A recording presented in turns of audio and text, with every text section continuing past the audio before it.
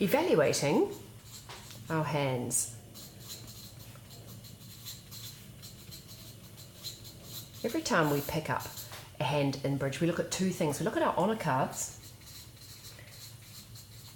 We think, how many have we got, and think about what sort of proportion of the total amount of honour cards in the pack we might have, which ones, and the percentage. And we also look at the shape of our hand. We think, do we have a sort of boring hand, or do we have a more exciting, dramatic hand?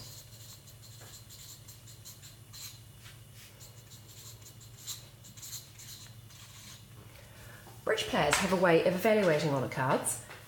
They give aces 4 points, kings 3 points, queens 2 points, and jacks 1 point. So in the whole pack, there are a total of 40 points. There are 4 players, so you can see that if you have 10 or more points, you're doing okay. You have a better average hand, or an average hand if you have 10 or more points. Now, what about the shape of the hands?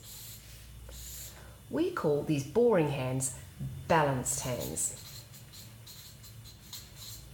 We think of them as being a bit beige, a bit sort of blah. You might even think of them as being like a rolling landscape around Milton Keynes. Unbalanced hands, on the other hand, are dramatic hands. Maybe you would think of them as being peaks and troughs in the Scottish Highlands. They're much more exciting. When you do pick up your hand, you can often see fairly quickly whether it is a boring, balanced hand or a more dramatic, unbalanced hand.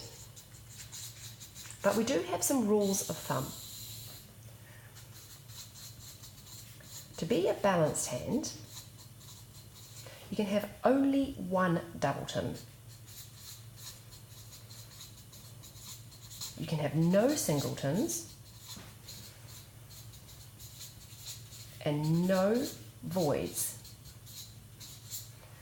This actually only leaves us with 3 shapes of hands which are balanced. And these 3 shapes are the 4-3-3-3 shape, the 4-4-3-2 shape, and the 5-3-3-2 shape. Now, it doesn't actually matter where your honour cards are placed within this shape. It's all about the shape itself.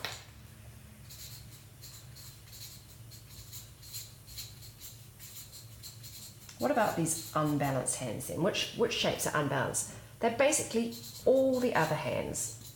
Anything which is not balanced is unbalanced. Unbalanced hands contain doubletons, singletons, and voids.